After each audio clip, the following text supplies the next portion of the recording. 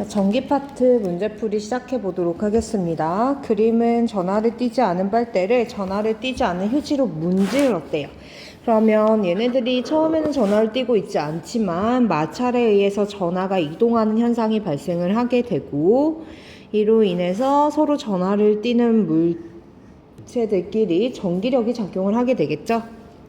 그래서 기억은 맞는 말이 되는 거고요. 니은입니다. 빨대와 휴지를 문지르면 빨대와 휴지는 전하를 띠게 된다라고 되어 있는데, 방금 말한 것처럼 마찰로 인해서 대전되는 걸 우리는 마찰전기라고 불러줘요. 디귿이에요. 문지른 후에 빨대와 휴지는 서로 같은 종류의 전하를 띈다라고 되어 있는데, 일단 우리가 원래 중성 상태였던 빨대와 휴지에서 한쪽에서 다른 한쪽으로 전하가 이동을 하게 되면 하나는 음전하를, 하나는 양전하를 띌 수밖에 없겠죠. 중성인 상태에서 전자가 한쪽에서 다른 쪽으로 이동을 하게 된 거니까요. 이 사실을 알고 있어서 땡이기도 하지만 둘이 뭐 하고 있어요? 달라붙고 있어요. 인력이 작용하려면 전하의 종류가 달라야만 가능하니까 디귿은 땡이 되는 겁니다. 2번 한번 볼게요. 그림 가와 나는 원자의 구성 입자 발견과 관련된 실험장치의 일부를 나타낸 것이라고 해요. 이와 관련된 설명으로 옳은 것만은 있는 대로 골라보라 라고 되어 있네요. 기억이에요. 나에서 발견된 입자는 원자 질량의 대부분을 차지한다 라고 했는데, 나 같은 경우는 알파 입자 산란을 통해서 원자 핵이 원자의 중심에 뭉쳐 있고 얘 주변을 전자가 도는 구조이다 라는 걸 러더퍼드로 하여금 알아낼 수 있게 해준 실험이죠. 그래서 이때는 원자 핵이라고 하는 게 톰슨이 말했던 플러스로 이루어진 바탕에 전자가 콕콕콕콕 박혀있는 푸딩 모형이 아니라 가운데 원자 핵이 이렇게 존재하는 형태다라는 거를 보여주는 실험이었으니까 나에서는 원자핵의 존재를 알게 된 거고요. 그 다음에 가 같은 경우는 톰슨이 음극에서 나오는 선이 사실은 음전하를 띠는 입자의 흐름, 즉 전자의 흐름인 걸 알게 해준 실험인 거죠. 그래서 기억에서 보시면 발견된 입자는 원자 핵인 거고 원자 질량의 대부분을 차지하는 게 맞으니까 맞는 말이라고 체크해 주시면 됩니다. 니은이에요. 가에서 발견된 입자는 원자 핵을 구성하지 않죠. 네, 디귿입니다. 가에서 발견된 입자는 원자의 구조에서 중심에 위치한다 라고 했는데, 전자는 당연히 원자핵을 구성하지도 않고 중심에 위치하지도 않습니다. 원자핵 주변을 뭐하고 있어요? 빙빙 돌고 있죠. 그래서 답은 기억. 3번입니다. 그림 가와 같이 동일한 도체구 A, B가 길이가 같은 실에 매달려 정지해 있다라고 되어 있네요. A, B의 질량은 같고 전하량은 각각 플러스 2Q 플러스 3Q라고 되어 있어요.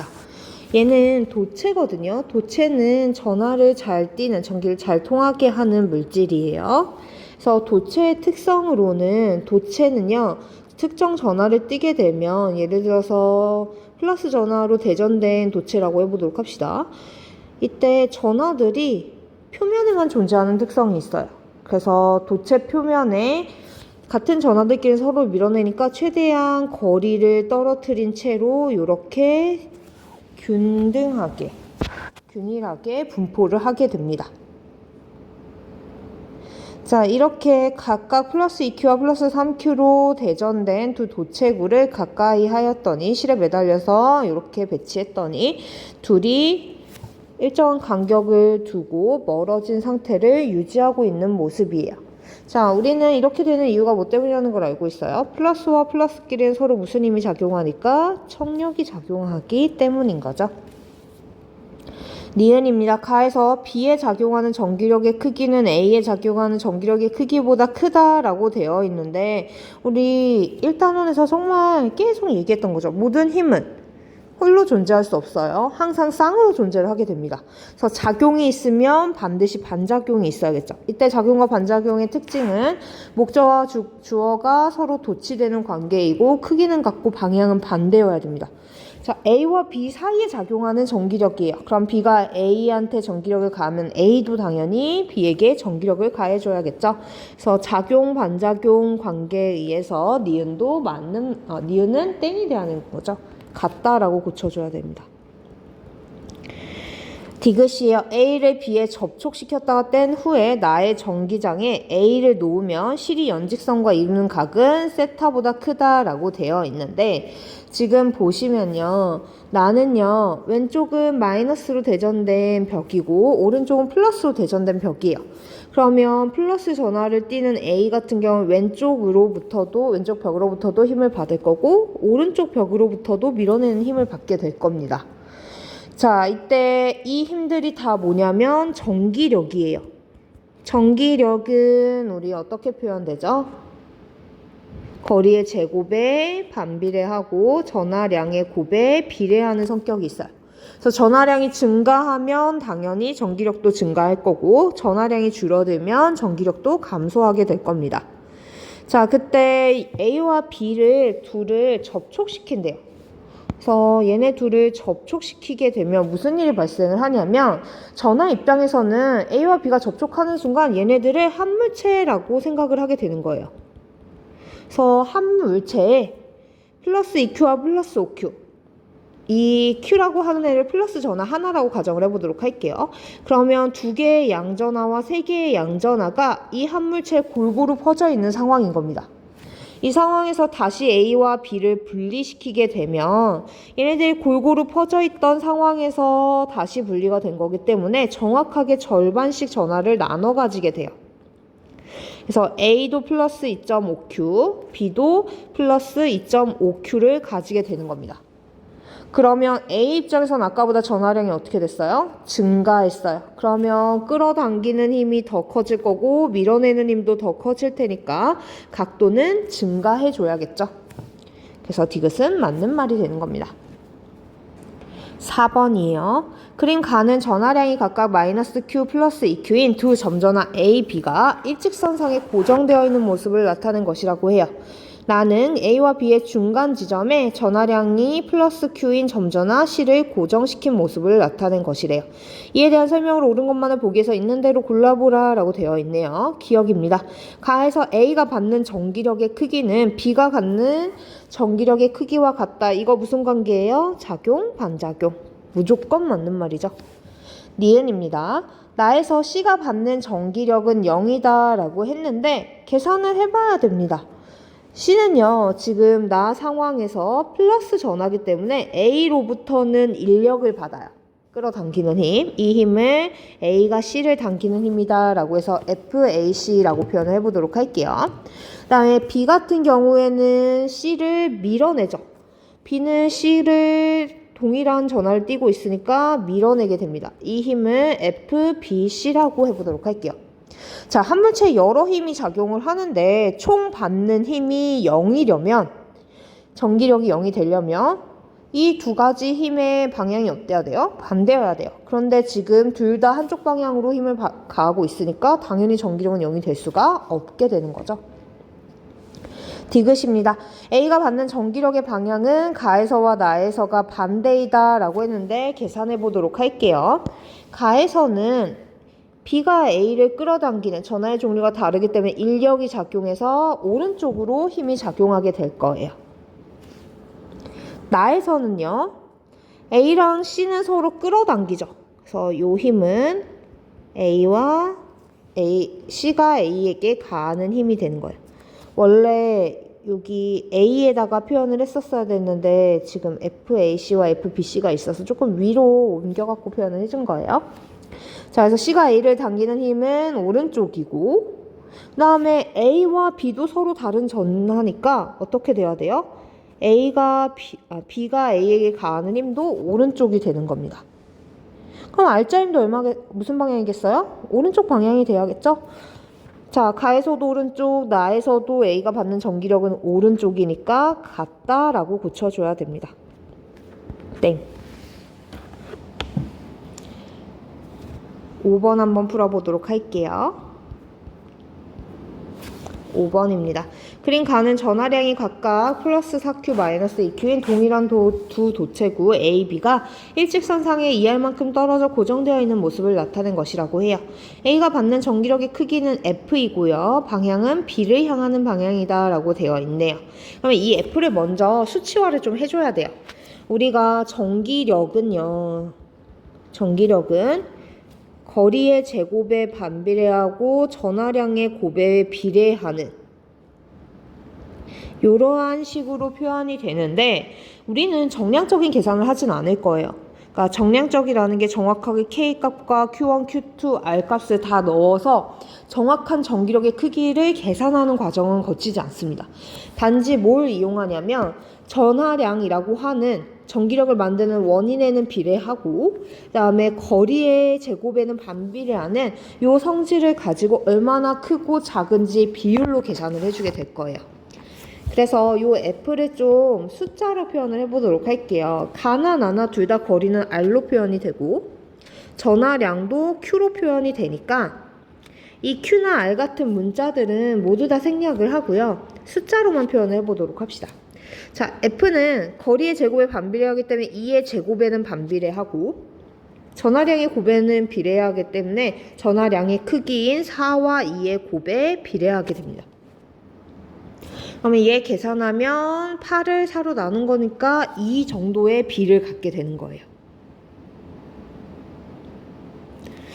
자, 여기까지 해놓은 상황에서 기억 한번 보도록 할게요. 기억에서 B가 받는 전기력의 크기, A가 B로부터 받은 힘이 F면 B가 A로부터 받는 힘도 얼마여야 돼요? F여야겠죠? 니은입니다. 나에서 B가 받는 전기력의 방향은 A를 향하는 방향이다 라고 되어 있는데 지금 나는 무슨 상황이냐면 가에서 A와 B를 서로 접촉시켰다가 떼어낸 후에 R만큼 떨어진 곳에 고정시킨 거래요. 얘네들은 다 전하를 띠고 있는 도체구예요. 그럼 아까 문자에서와 동일하게 접촉시키는 순간 전하량이 합쳐지게 되는 거죠. 그래서 A는 얼마였냐면 플러스 4Q였고 B는 마이너스 2Q였는데 얘네 둘이 접촉하게 되는 순간 얘네들 값을 더해줘야 되는 겁니다. 그러면 A와 B는 둘이 합쳐서 전하량이 얼마? 플러스 2Q가 되는 거죠. 각각 떨어져 나갈 때는 얼마씩 갖고 플러스 Q씩 갖고 떨어져 나가게 되는 거예요. A도 플러스 Q의 전하를 갖고 있는 거고 나 상황에서는 B도 플러스 Q의 전하를 갖고 있어야겠죠. 자, 이때 A가 받는 전기력의 크기를 한번 생각을 해보도록 합시다. A가 받는 전기력의 크기는 A와 B를 서로 밀어내니까 일단 이쪽 방향일 거고 거리는 A와 B 사이가 1이에요. 그래서 힘의 크기는 1제곱분의 전하량도 1 곱하기 1인 거죠. 그러면 이 값은 얼마가 돼야 돼요? 1이 돼야 됩니다. 근데 1을 디귿 보시면 F로 표현을 하게 되어 있어요. 그래서 1의 값은 F가 2였으니까 1은 2분의 1 F가 돼야겠죠. 그래서 디귿은 땡. 그 다음에 니은도 보시면 B가 받는 전기력의 방향은 A랑 B는 서로 밀어내야 되니까 A를 향하는 방향이 아니라 A의 반대 방향이 돼야 되는 겁니다. 6번 풀어볼게요. 그림 가와 같이 X축상의 전하량이 각각 플러스 Q 플러스 2Q인 전하 A, B가 고정되어 있다라고 되어 있네요. 이때 A와 B에 작용하는 전기력의 크기가 F래요. 동일하게 힘 한번 표현해 줘야겠죠. 일단 가에서 보시면 A와 B는 서로 밀어내고 있어요. 전하의 종류가 같으니까 둘 다 서로 밀어내는 동일한 힘이 작용할 거고 이 힘의 크기가 F로 표현이 된대요. 그러면 F는 거리 얼마만큼 떨어져 있냐면 2D만큼 떨어져 있지만 가나나나 모두 D는 공통이니까 D 생략하고 생각을 해보도록 할게요. 마찬가지로 Q도 전하량도 Q로 모두 표현이 되어 있으니까 얘를 생략하고 한번 표현을 해보도록 합시다. 그러면 우리 가에서의 힘 F라고 하는 애는 2의 제곱분의 전하량 1 곱하기 2가 되는 거죠. 즉 F의 B는 2분의 1 정도의 값을 갖게 돼요.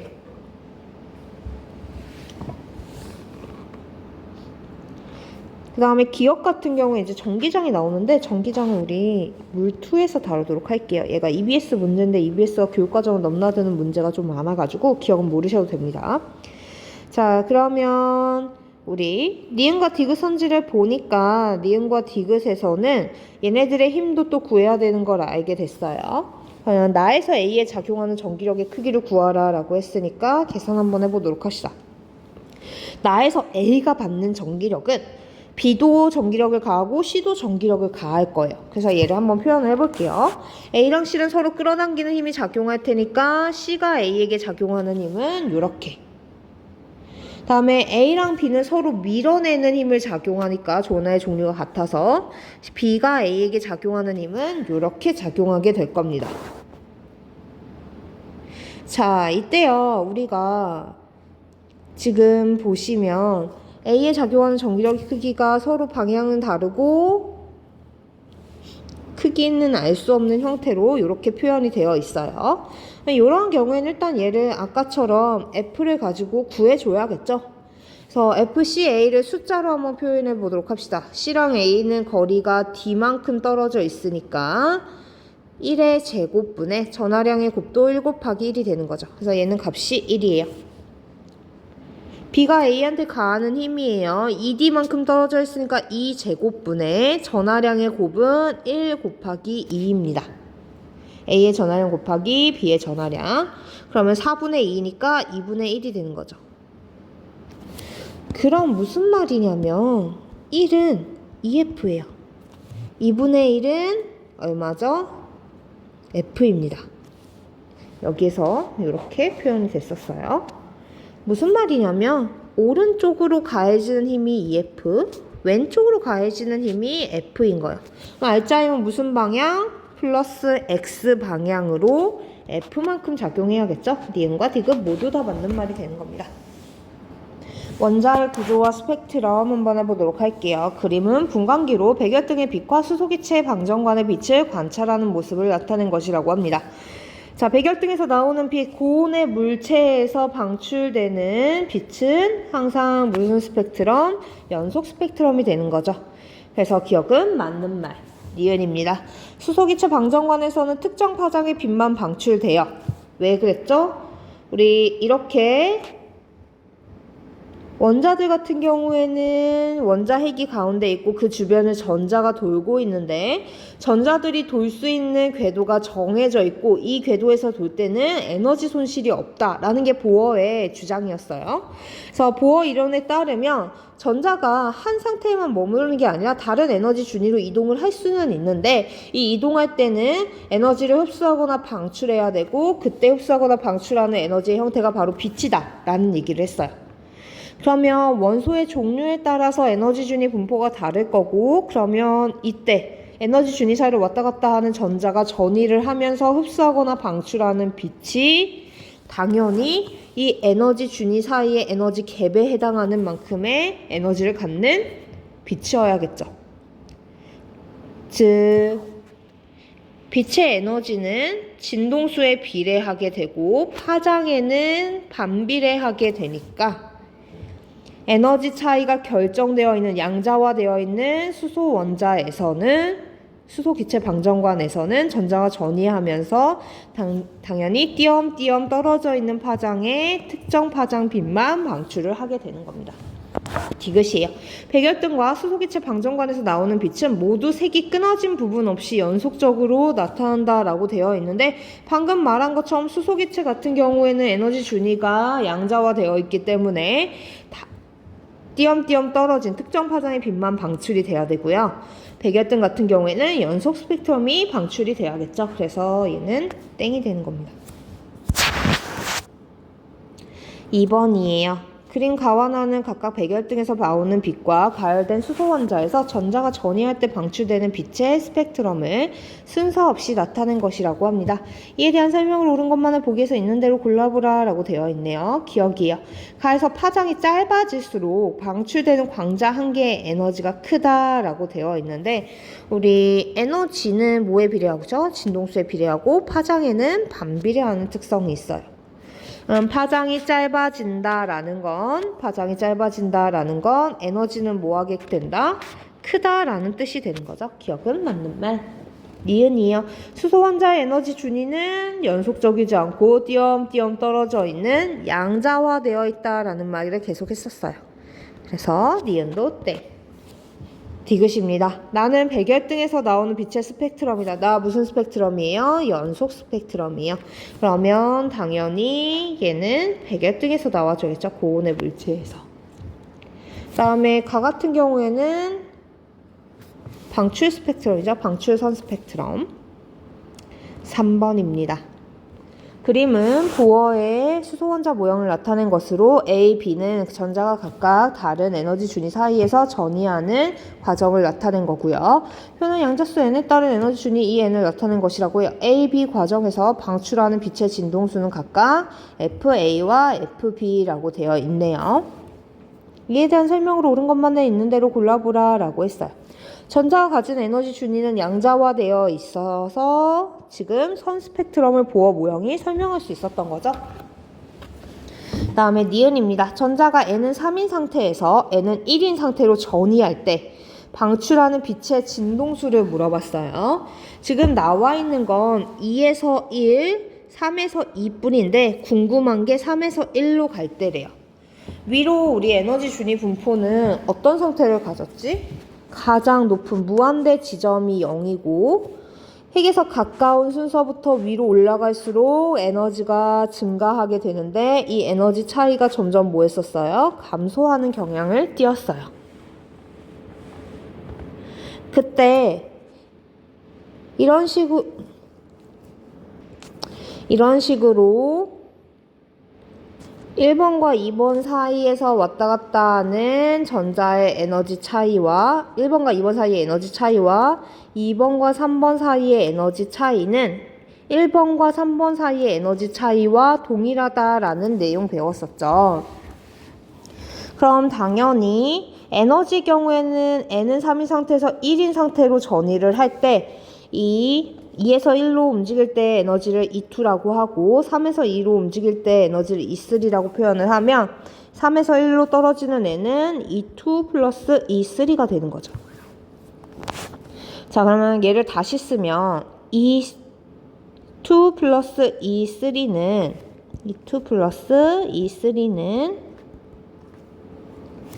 3에서 1로 전이하는 전자의 에너지 준위 차이와 동일한 겁니다. 네, 우리는 무슨 식을 배웠어요? 이는 HF라고 하는 식을 배웠죠. 그래서 E2는 어떻게 표현될 수 있냐면 HFA로 E3는 HFB로 그러면 우리가 HF3에서 1로 가는 애 진동수는 모르지만 얘네 앞에 있는 두 개를 더한 값이 HF3에서 1로 전이하는 진동수 값이다라는 건 알 수가 있어요.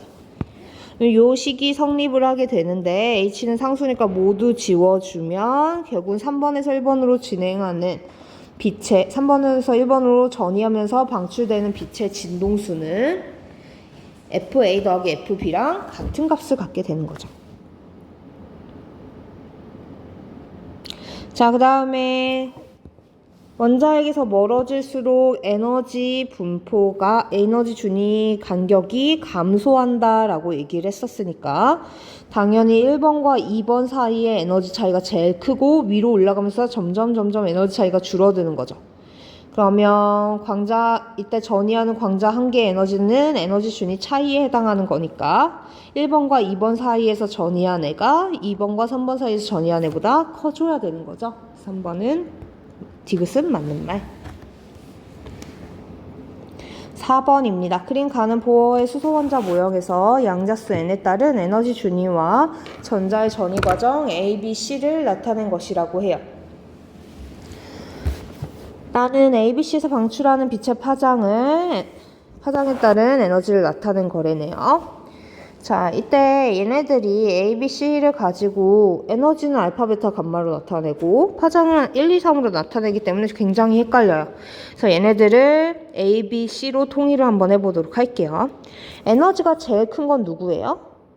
B죠. 그 다음은 누가 돼? C가 돼야겠죠. 그 다음은 A가 돼야 될 겁니다. 왜냐하면 에너지 준위가 커질수록 에너지 갭이 줄어드니까. 그러면 우리가 그래프에서 제일 큰 애가 알파니까 알파가 B, 베타가 C, 감마가 A라는 걸 알 수가 있어요. 그 다음에 1, 2, 3도 한번 표현해 보도록 합시다. 에너지가 대소관계를 이렇게 가지면 당연히 진동수도 대소관계는 에너지랑 동일해야 돼요. 하지만 누구는 반대예요? 파장은 반대예요. 그래서 파장 같은 경우에는 이렇게 반대의 대소관계를 갖게 되죠. 자, 파장이 제일 긴 애 누구예요? A예요. 그러면 3가 A가 되는 거고 2가 C, 1이 B가 돼야겠죠. 기억입니다. 가에서 방출하는 빛의 파장이 가장 짧은 경우 파장이 짧다라는 건 진동수가 뭐하다? 크다. 진동수가 크다는 건 에너지가 크다라는 뜻이 되니까 A가 아니라 누구여야 돼요? B여야겠죠? 기억은 땡. 니은입니다. 자, 람다 1은 람다 2 플러스 람다 3래요. 근데 우리가 앞에서 배운 관계에 따르면 에너지 준위가 불연속적이지만 순차적이기 때문에 B는요, A 더하기 C에 해당하는 만큼의 에너지를 갖고 있어요. 그래서 얘를 표현해보면 이 B는 이 A 더하기 이 C가 되는 거예요. A는 HF니까 결국은 FB는 FA 더하기 FC가 되는 겁니다. 근데 파장은 얘네들의 반비례 관계죠. 그러니까 파장 같은 경우에는 람다 B분의 1이 람다 A분의 1 더하기 람다 C분의 1이 돼야 돼요. 얘네들을 정리하면 통분 한번 해볼게요. 람다 A 곱하기 람다 C 분의 람다 C 더하기 람다 A가 얼마냐면 람다 B 분의 1인 거야.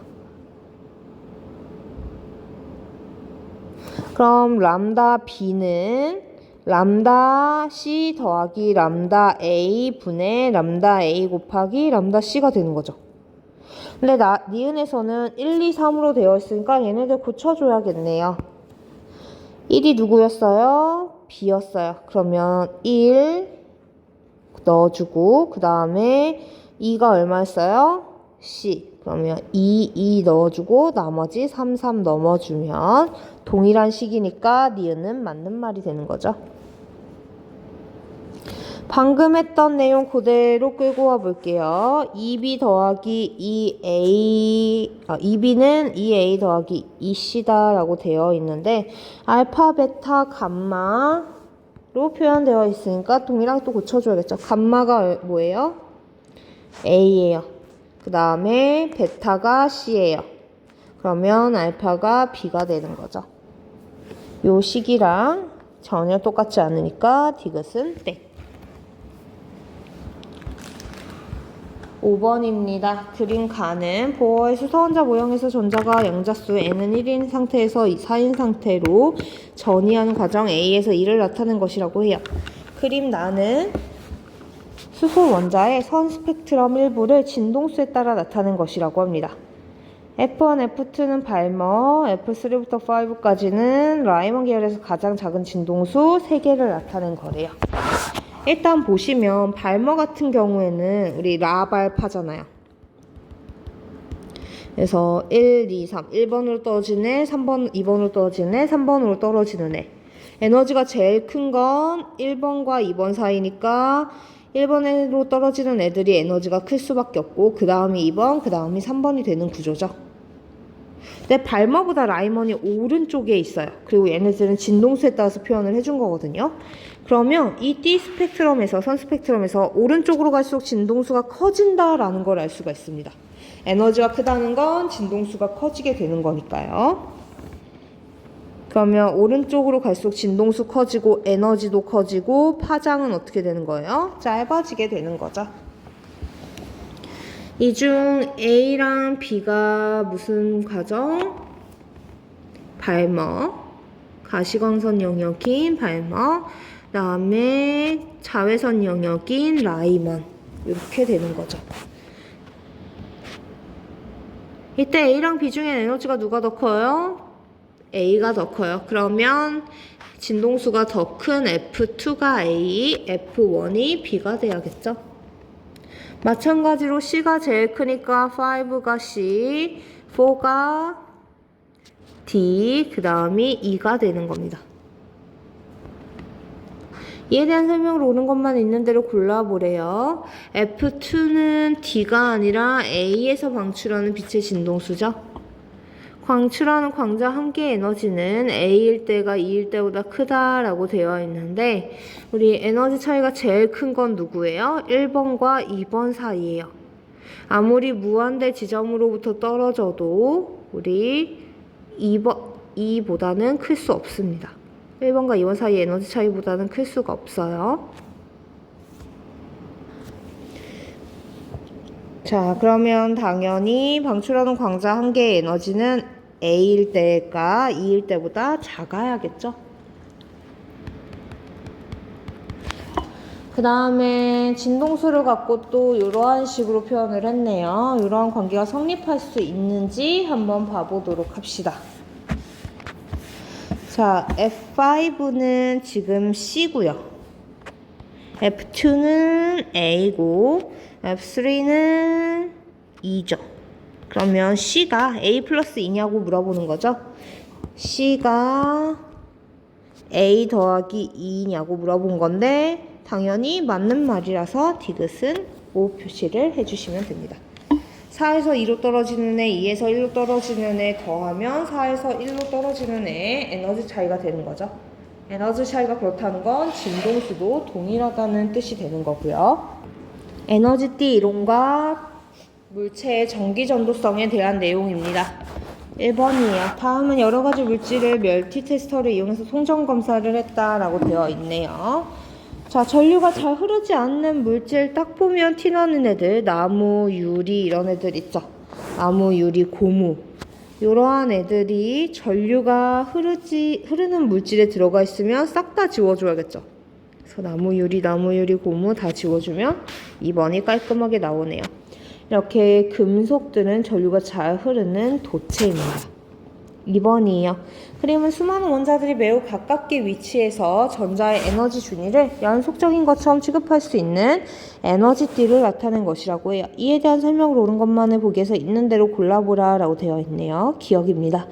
띠 간격이 좁다고 해서 띠 간격의 전자가 존재할 수는 없어요. 우리 에너지띠가 뭐였지 얘들아? 에너지띠는 에너지 준위 분포들의 집합이었죠. 그래서 원자들이 서로 굉장히 가깝게 결합하는 고체의 경우에는 파울리 베타 원리에 의해 한 상태에 두 개의 전자가 존재할 수 없으니까 얘네들이 미세하게 갈라지게 되고 그런 미세하게 갈라진 에너지 준위들이 늘어나게 되면 원자의 결합이 늘어날수록 늘어나게 되겠죠. 멀리서 봤을 때 하나의 띠처럼 보인다라는 게 바로 에너지띠 이론이었어요. 그러면 당연히 띠와 띠 사이에 있는 띠 간격은 에너지 준위와 에너지 준위 사이에 있었던 전자가 존재할 수 없는 공간이었죠. 조건을 바꿔준다고 해서 띠 간격이 좁아진다고 해서 전자가 존재할 수 있는 건 아닙니다. 여기는 무조건 존재할 수 없어요.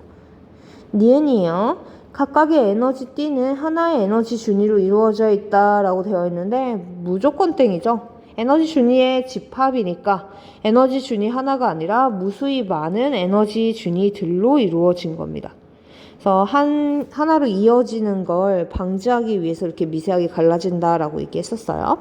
디귿입니다. 가장 위쪽에 있는 에너지띠가 원자핵과 가장 먼 전자의 에너지 분포를 나타낸다라고 되어 있는데 우리 이거 에너지 준위 할 때도 얘기했었어요. 원자핵이 있고 그 주변에 전자가 도는데 전자가 도는 에너지 준위는 위로 올라갈수록 점점 어떻게 돼요? 간격이 감소하게 됩니다. 그런데 이 간격이 에너지띠에선 뭐가 되는 거예요? 띠 간격이 되는 거죠. 그래서 위로 올라갈수록 띠 간격이 줄어들어야 에너지 준위와 에너지 준위 사이의 차이가 줄어들어야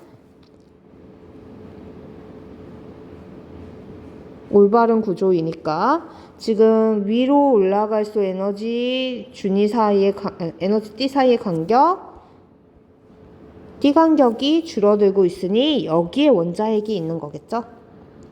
그래서 가장 위쪽에 있는 에너지 띠가 원자핵과 가장 먼 에너지 부포를 나타낸다가 맞는 말이 되는 겁니다. 4번이에요. 3번. 그린 가와 나는 같은 원자로 구성된 물질의 상태가 기체일 때와 고체일 때 에너지 준위 분포를 순서 없이 나타낸 것이라고 해요. 가는 에너지 D고 나는 에너지 준이에요. 얘는 에너지 D, 얘는 에너지 준이에요. 그러면 당연히 에너지 준이들이 다수 모여서 에너지 D를 이루는 거니까 딱 하나 이렇게 있는 게 기체가 되겠죠. 기체 같은 경우에 에너지 원소와 원소 사이 간격이 멀어서 에너지 D가 겹치지 않습니다. 반면에 간격이 굉장히 가까운 고체에서는 파울리 베타 원리를 만족하기 위해 에너지 준위가 미세하게 갈라져 D를 이루게 되는 거죠. 그래서 얘가 고체가 되는 거예요. 기억은 맞는 말이네요. 니은입니다. 나에서 이 제로는 에너지 준위와 에너지 준위 사이에 존재하는 에너지 값이죠. 여기엔 전자가 존재할 수 당연히 없어요. 그래서 얘는 땡. 다에서 전자의 에너지 준위는 미세하게 뭐라고 표현하기로 했어요? 우리는 갈라져 있다라고 표현하기로 했죠. 겹쳐 있다는 말은 옳지 않습니다. 겹쳐 있으면 중복된다는 뜻이잖아요. 파울리 베타 원리랑 조금 상충되는 말이기 때문에 우리는 갈라져 있다라는 말만 써줄 거예요. 4번이에요. 그림은 온도가 0켈빈일 때 어떤 고체의 에너지 D 구조를 나타낸 것으로 전도띠에는 전자가 없대요. 우리가 전도띠에 있는 전자를 자유전자라고 하고 원자가띠에 있는 텅 빈 공간, 전자가 전도띠로 전이하면서 남은 공간을 양공이라고 부르죠. 자, 일단 얘는 에너지 D와 그러니까 원자가띠와 전도띠 사이에 D 간격이 존재를 해요. D 간격이 존재한다는 건 무슨 말이에요? 도체는 무조건 아니란 뜻이죠. 도체의 특성은 뭐예요? D 간격이 없습니다. 자, 물질을 전기적 특성에 따라서 세 개로 나뉘면 도체, 절연체, 반도체인데 도체는 무조건 아니니까 그럼 얘는 뭐 아니면 뭐겠어요? 반도체 아니면 절연체겠죠? 기억 맞는 말. 니은입니다. 원자가띠와 전도띠 사이에 에너지를 갖는 전자. D 간격의 전자가 있냐고 물어보는 거죠? 당연히 없죠. 미안해요. 당연히 없으니까 맞는 말. 디귿입니다. D 간격의 에너지보다 작은 에너지를 공급하면 전도띠에 자유전자가 생긴다라고 되어 있는데 우리 보시면요. 얘네들은 에너지 준위들의 결합이잖아요. 집합이잖아요. 그러다 보니까 무수히 많은 에너지 준위들이 이 내부에 있을 거예요.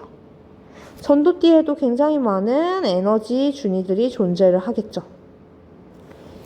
이때 제일 최소한의 에너지로 전도띠로 올라간다는 건 뭐냐면 원자가띠에서 가장 높은 상태에 있는 전자가 D 간격만큼 해당하는 에너지를 얻어서 전도띠에 있는 가장 낮은 에너지 준위로 전이하는 방법이 맞습니다. 그럼 최소한 뭐보다는 큰 에너지를 받아야 돼요? D 간격의 에너지보다는 큰 에너지를 공급받아야겠죠. 그래서 디귿은 땡. 디귿 같은 경우에 D 간격의 에너지보다 작은 에너지 공급하면 전도띠에 자유전자가 생길 수 없는 거죠.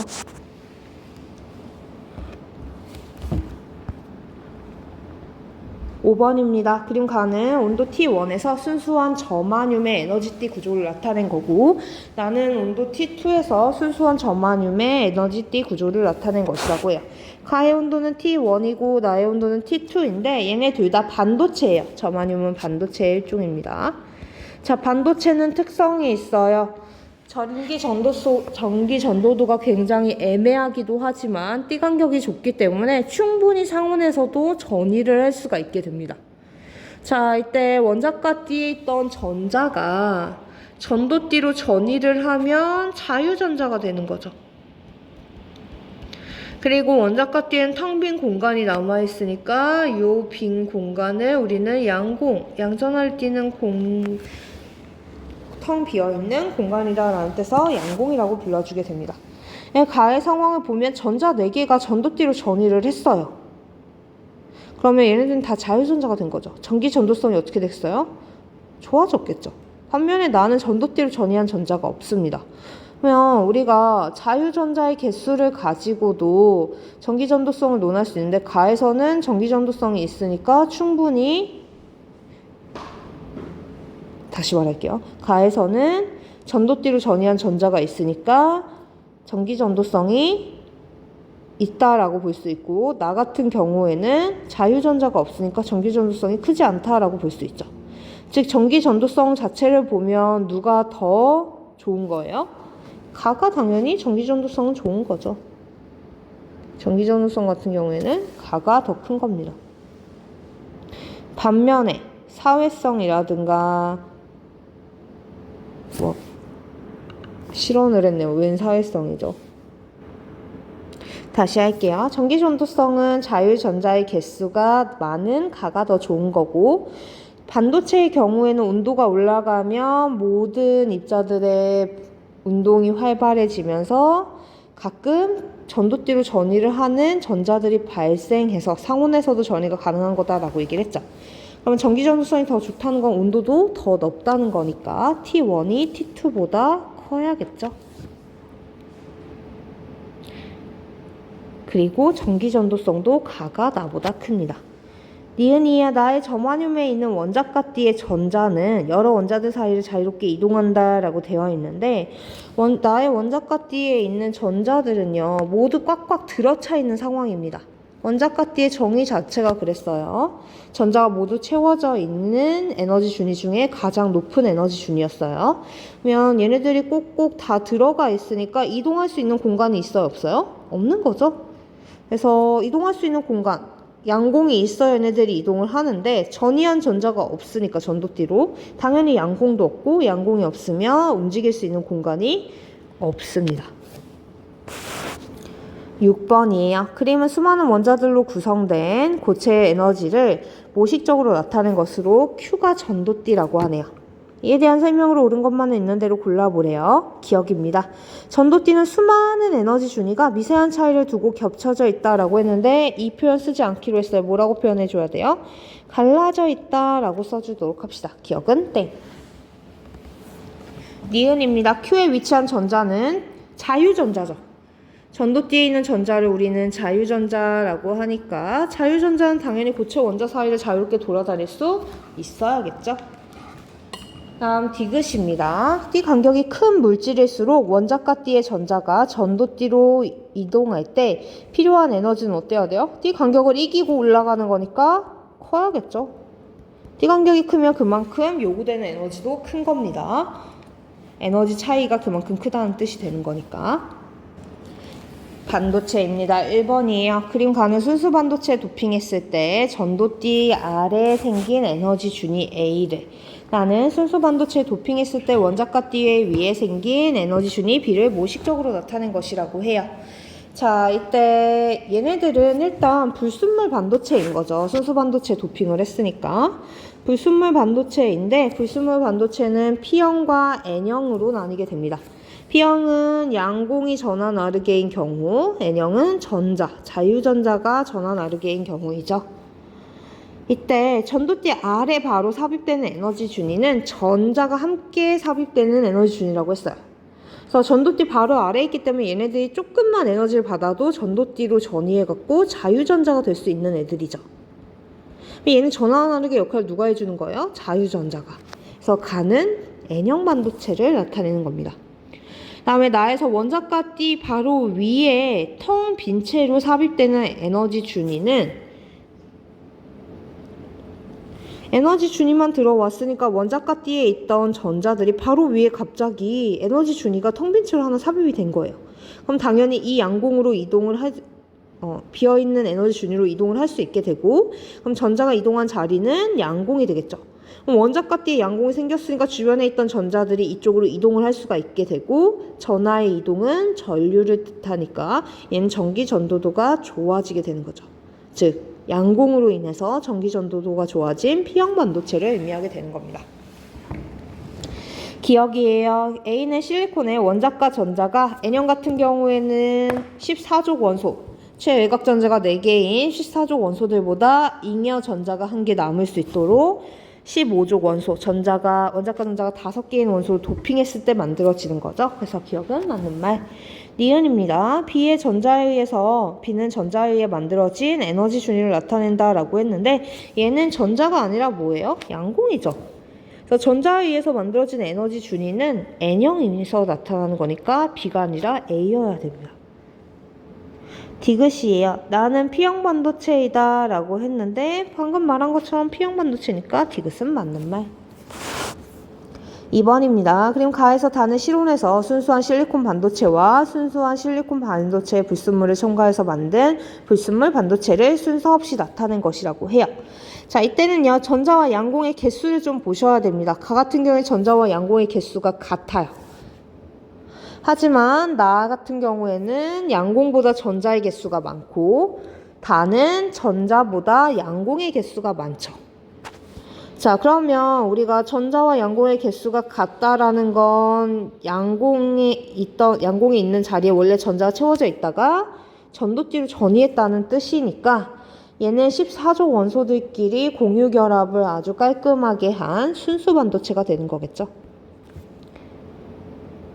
반면에 다른 원소 15족, 잉여 전자가 남는 15족이나 전자가 부족한 13족 원소를 도핑한 경우에는 잉여 전자 또는 양공이 형성이 되면서 얘네들로 인해 전기 전도성이 좋아지게 되는 거니까 전자가 많은 나는 N형, 양공이 많은 다는 P형 반도체가 되는 거죠. 자, 순수 실리콘 반도체 기억 맞습니다. 나는 원자과 전자가 3개가 아니라 잉여 전자가 남아야 되니까 4개 기준으로 했을 때 하나 더 많은 5개의 원소를 첨가해줘야겠죠. 전기 전도도를 물어봐야 전기 전도도는 다에서가 가에서보다 크다라고 했는데 불순물 반도체를 만든 이유는 뭐 때문이에요? 생각만큼 전기 전도성이 좋게 나오지 않으니까 이 전기 전도성을 더 좋게 만들기 위해서 도핑을 한 거다라고 얘기를 해준 거죠. 그래서 디귿도 맞는 말. 3번입니다. 그림과 같이 전압이 같은 두 전원 장치에 PN 접합 다이오드와 전구 X, Y를 이용해서 회로를 구성했대요. A는 P형 반도체와 N형 반도체 중에 하나고요. 스위치를 A에 연결했더니 X와 Y 모두 불이 켜졌다라고 하네요. 그럼 일단 A에다 연결을 해놓고 얘기를 해보도록 합시다. 자, 긴 쪽이 플러스고 짤뚱한 곳이 마이너스 극을 의미하는 기호예요. 그러면 전류는 어떻게 흐르냐면 플러스에 나와서 마이너스로 흐르게 되죠. 이때 PN 접합 다이오드의 역할은 정류작용, 전류를 한쪽 방향으로 흐르게 해주는 작용이고 그 말인즉슨 얘는 역방향으로 바이어스가 형성이 되면 전류가 흐르지 않게 된다는 뜻이에요. 네, X와 Y 지금 스몰 a 스위치에다가 연결을 했을 때 불이 들어왔으니까 얘네들은 지금 적어도 A 쪽으로 이동한 애는 순방향으로 연결이 된 겁니다. 위에다가 쓸게요. 얘는 순방향 연결이 된 거예요. PN 접합 다이오드에서 순방향이라는 거는 어떻게 연결하는 거예요? 플러스에다가 P형을 마이너스에다가 N형을 연결하는 경우죠. 그래서 A는 P형 반도체가 맞아요.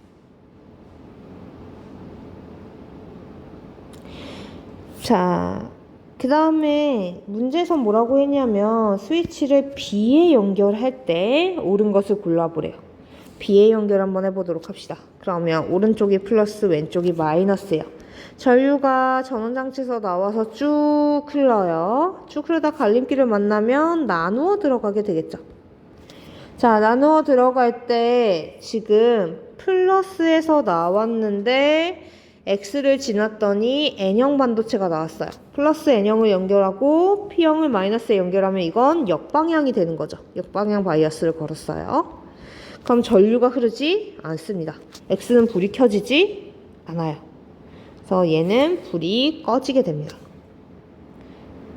하지만 A가 P형이면 나머지 한 부분은 N형일 거고 아래로 흐르던 전류는 플러스와 P형이 마이너스와 N형이 연결된 순방향이기 때문에 그대로 전류가 흐를 수 있겠죠.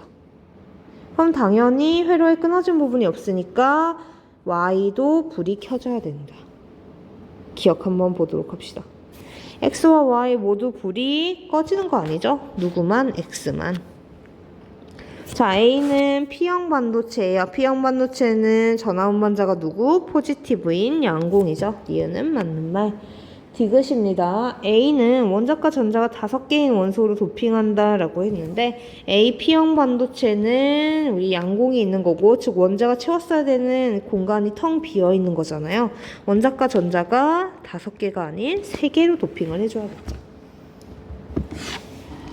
자, 4번입니다. 그림은 물체 A, B, C를 이용하여 회로를 구성한 것을 나타낸 것으로 A, B, C는 각각 도체, 절연체, PN 접합 다이오드, 반도체 중 하나라고 하네요. 표는 스위치를 A, B에 연결했을 때 전구의 작동 여부를 나타낸 것이래요. 일단 얘네가 셋 중 하나인데 도체는 전류가 굉장히 잘 흐르고 절연체는 전류가 잘 흐르지 않고요. 전류를 못 흐르게 할 거고, 그 다음에 전기전도성이 안 좋으니까요. 그 다음에 PN 접합 다이오드는 반도체이기 때문에 조건에 따라서, 특히 PN 접합 다이오드의 경우 정류작용을 하니까 전류의 방향에 따라 켜질 수도 있고 꺼질 수도 있겠죠. 자, 그럼 분석 한번 해보도록 합시다. 항상 켜져 있어요. 스위치가 어떻게 연결되건 간에. 그럼 전류가 잘 통하는 애죠? 도체예요. 자, B는 항상 꺼져요. 어떻게 연결하든 상관이 없습니다. 그러면 전류가 잘 안 흐르는 애니까 얘는 뭐여야 돼요? 절연체여야겠죠. C입니다. C에 연결된 전구는 A에 연결했을 때는 꺼지고 B에 연결했을 때는 켜진대요. A에 연결했을 때랑 B에 연결했을 때의 차이는 전류의 방향이 달라지죠. 전지를 뒤집어서 끼니까 전류의 방향이 달라집니다. 전류의 방향에 따라서 순방향 연결이 될 수도 있고 역방향 연결이 될 수도 있는 C가 누가 되는 거예요? 다이오드가 되는 거죠. 자, 그러면 니은입니다. B는 정류작용 할 수 없죠? 절연체는 정류작용을 하지 않습니다. 디귿이에요. 띠 간격을 물어봤어요. 띠 간격을 B와 C를 물어봤는데 B가 절연체, C는 반도체죠. 그러면 당연히 절연체가 띠 간격이 더 커야겠죠. 그래서 전자가 이 띠 간격을 이기고 쉽게 전도띠로 전이하지 못하기 때문에 전기전도성이 떨어지는 거다라는 얘기를 했었어요. 5번입니다. 그림과 같이 전원장치 연결한 PN 접합 발광 다이오드 A와 B에서 빛이 방출된대요. A에서는 빨간색, B에서는 파란색 빛이 방출되고 있네요. X와 Y는 P형과 N형 반도체를 순서 없이 나타낸 것이다 라고 되어 있습니다. 자, 이때 B의 접합면에서 전류의 방향을 물어봤고, 그 다음에 전자의 에너지 전위에 따른 에너지에 대한 내용들을 얘기하니까 일단 쭉 한번 해보도록 합시다. 자, A에서 빛이 나오고 B도 빛이 나왔어요. 둘 다 무슨 방향? 순방향으로 연결이 되었구나 라는 걸 알 수가 있습니다. 자, 순방향으로 연결이 되려면 P를 플러스에 N을 마이너스에 연결을 해야 되는 거죠. 그러면 전원장치, P형 반도체랑 가까운 전원장치 쪽이 플러스 극, N이랑 연결되어 있는 쪽이 마이너스 극이다 라는 걸 알 수가 있어요. 그럼 전원장치에서 쭉 전류가 흐르다가 양갈래로 나누어서 지나가게 되겠죠. 그럼 마찬가지로 X도 플러스에 Y도 마이너스에 연결이 되어 있는데 파란빛이 나온다는 건 순방향이란 뜻이니까 X는 P형, Y는 N형인 채로 순방향 연결이 되어 있는 상황인 거죠. 자, 전류는 쭉쭉쭉쭉 플러스에서 나와서 마이너스로 이동을 할 겁니다. 그러면 B의 접합면에서 전류의 방향은 당연히 X에서 Y 방향이죠. 니은입니다. 접합면에서 전이하는 전자 에너지는 방출된 광자의 에너지만큼 감소한다 라고 되어 있네요. 자, 우리가 PN접합 다이오드에서요. PN접합 다이오드에서 전자는 자유전자죠. 자유전자는 어디에 있는 애예요? 전도띠에 있는 애예요. 양공은 어디 있는 애죠? 양공은 정의 자체가 원자과 띠에 있던 전자가 전도띠로 전이하고 남은 텅 빈 공간이었어요. 근데 에너지 줄이는 전자랑 양공 중에 누가 더 높은 거야? 전자가. 근데 이 전자가 외부에서 순방향 바이어스를 걸어주면 양공으로 쏙 들어오게 되는 거죠. 높은 에너지 준위에서 낮은 에너지 준위로 이동을 했으니까 빛을 뭐 해줘야 돼? 방출하고 감소된 상태로 처리를 하게 되는 거죠. 그래서 니은은 맞는 말이 되겠습니다. 디귿이에요. 원자가띠와 전도띠 사이의 에너지 간격을 물어봤어요. 이 원자가띠와 전도띠 사이의 에너지 간격이 가시광선 영역으로 표현이 만들어지며 그때부터는 조명으로서 역할을 하는 LED가 되는 거다라는 얘기를 했어요. 그래서 우리가 빛의 삼원색을 얘기를 하면 RGB를 보통 얘기하는데 파란색 쪽으로 갈수록 에너지가 어떤 빛이에요? 큰 빛이에요. 그러면 파란색보다 빨간색이 에너지가 더 작으니까 에너지띠 사이의 간격도 빨간색이 더 작아야겠죠. 그래서 A가 B보다 작다라고 표현을 해줘야 됩니다. 디귿은 땡. 6번이에요. 그림은 전원장치에 주된 전화 운반자가 각각 양공과 전자인 불순물 반도체를 접합시킨 다이오드 A와 B, 저항 RA, RB를 연결한 것이라고 합니다. 스위치를 닫았을 때 이에 대한 설명으로 옳은 것만은 보기에서 있는 대로 골라보래요. 스위치를 닫아요. 그럼 이제 전류가 흐르겠죠. 전류가 흐르는데 보시면 A랑 B는 다이오드예요. A 같은 경우에는 분홍색 부분이 양공이 많으니까 P형 반도체일 거고 초록색 부분이 N형 반도체가 되겠네요. B는 왼쪽이 N형, 오른쪽이 P형이 되겠죠. 자, 이때 다이오드의 역할은 정류작용. 올바르게 순방향으로 전압이 걸려야지만 전류가 흐르게 하는 물질이에요. 그러면 쭉 선을 타고 전류를 흘려보내도록 합시다. 플러스에서 마이너스로 이동을 해야 되니까 플러스에서 나온 전류는 갈림길을 만나서 나누어 들어가게 됩니다. 자, 그런데 플러스에 P형을 연결해야 순이지 N형은 순방향이 아니에요. 그러면 스위치를 닫았을 때 B로는 전류가 흐를 수가 없어요. 그리고 A로는 전류가 쭉 흐르게 되겠죠. 기억입니다. 주된 전화 운반체가 전자인 반도체는 N형 반도체 맞죠? 이거 문제랑 상관없이 풀 수 있는 내용이었네요. 그 다음에 니은입니다. RA에는 전류가 흐르지 않는다 라고 했는데 쭉 타고 다시 돌아오게 되죠. 그래서 RA가 아니라 RB로 고쳐주셔야 됩니다. 그 다음에 디귿이에요. B에 있는 양공은 불순물 반도체의 접합면으로 이동을 한다 라고 했는데 B는 지금 순방향이 아니라 역방향이죠.